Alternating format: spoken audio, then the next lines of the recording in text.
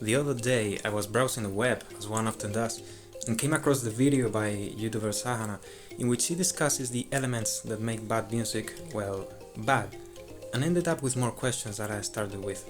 So I thought the best way to tidy up my mind was to make a response video, something that I've never really done before, and in English, and a language that I am not yet entirely comfortable with.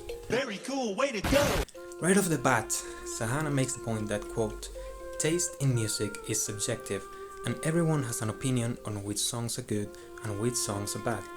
Argument which she herself contradicts not even 3 minutes later when stating, you can hate a song and still think it's good, and you can like a song and still think it's bad.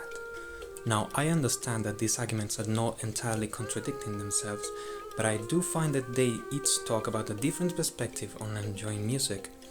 One position seems to propose that what makes a song good or bad is entirely dependent on the listener, while the other acknowledges the existence of certain rules which would make any song good or bad, and then makes the listener's enjoyment be the subjective parameter in the equation. Sahana seems to agree with the second point she makes. Later in the video, she mentions Temporary Secretary by Paul McCartney to be a terrible song which she still enjoys regardless. It's been a while since the last time I engaged in musical discourse online, because I find that a lot of people use the term good music to refer to any music that they personally like, while disregarding any that they don't as bad music, and I do appreciate that Sahana makes a distinction between both terms, but I do think that she still fails to explain what exactly is that makes a bad song, or rather, does so on a somewhat surface level. Again, when she mentions Temporary Secretary, she does not talk about any specifics making that particular song bad. After listening to it, I'm left thinking that it must be the synth ostinato that plays throughout. In that case, that ostinato is only a bit annoying on a first listen. After the intro, it can only be barely heard as an accompaniment, where not only does it not bother anybody, but also I think brings a unique note to the song. Now, I do want to take a look at the 5 categories that she uses to define bad music. These are annoying, cringe, offensive, music made by a hated figure, and music made by a former great. Now let us shelve those 2 last categories for later, because I want to take a look at the first 3 first. The first label, annoying, groups together songs which are, well, that title is very self-explanatory, isn't it? Friday by Rebecca Black and Dance Monkey by Tones and I are her 2 main examples. And while I agree that they are both annoying, I do want to expand on the point being made. These songs are quote-unquote bad because they are annoying, yes. But why? Well, I'd argue that in this case both suffer from a terrible vocal performance in what otherwise would be a below-average song. In that case, I think it is not productive to just talk about annoying music, but rather we should talk about the specific aspects that make any given song annoying, such as the vocal delivery, or maybe a very evident and all too familiar 6-4-5-1 progression, for example. And in those cases where a certain aspect of a song is badly made, it would be better to talk not about annoyance, but rather unmusicality, as commenter Swagmund_Freud6669, which is an amazing username by the way, mentions in her video. Quote, music that has shitty rhythm, atrocious and off-key vocals, very noticeable song-ruining mistakes, and just poor musicianship overall. While reading this comment, my mind instantly snapped to a specific group, a trio of young girls who took the world by storm in the late 60s, the Shags. None of the 3 sisters knew anything about music. The drums constantly shift rhythms and play bizarre fills. The guitar is hitting only half the notes it's supposed to, while only using half the strings half the time. The bass is so quiet and sporadic that most of the time I wonder as to whether it even exists. And the vocals couldn't be more awkward if they tried. And yet, many people, myself included, find their debut album, Philosophy of the World, hypnotically endearing, like watching a baby walk their first steps. On a side note, I want to quickly mention a Spanish group that makes me incredibly proud to have been born in the best country in the whole world, Flos Mariae. Genuinely one of the best or worst musical acts of the last decade. Go check them out. Coming back to the categories we were talking about earlier, note how the labels cringe and offensive have to do specifically with the lyrics of any given song and not any of the other elements of it. In the offensive category, she includes the song Happy Ending by Hobson, talking about the incredible racism present in the lyrics. And while I do agree that those lyrics are disgusting, I think the song is bad in its own merit, specifically because of its honestly astonishing mediocrity.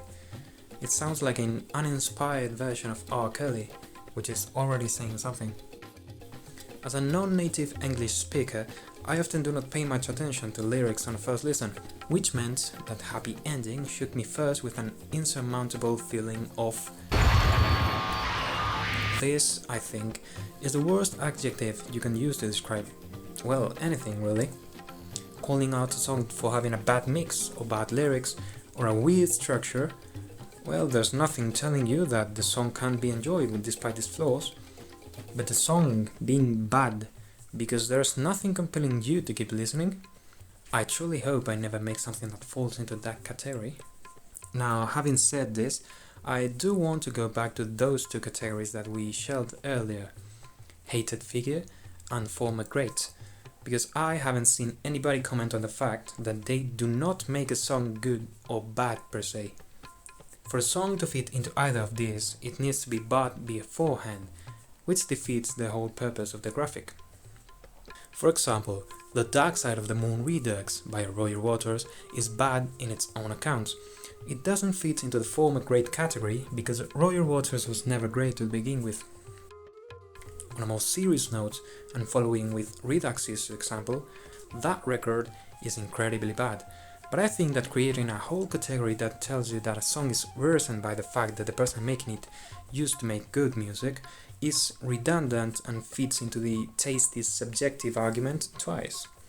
Not only does a person need to not like a song for this category to work, they also need to like the artist's previous works.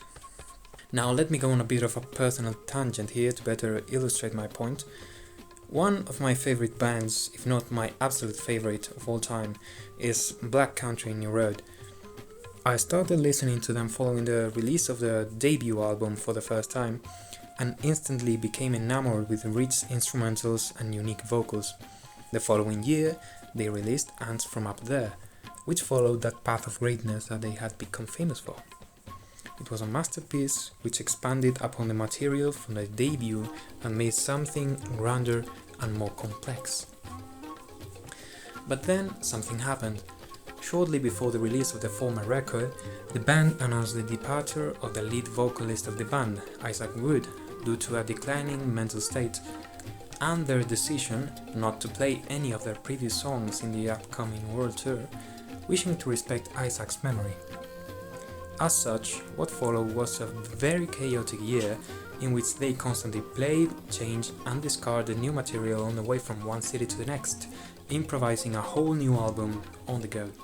March 24th, 2023 saw the release of Live from Bush Hall. I did not like it.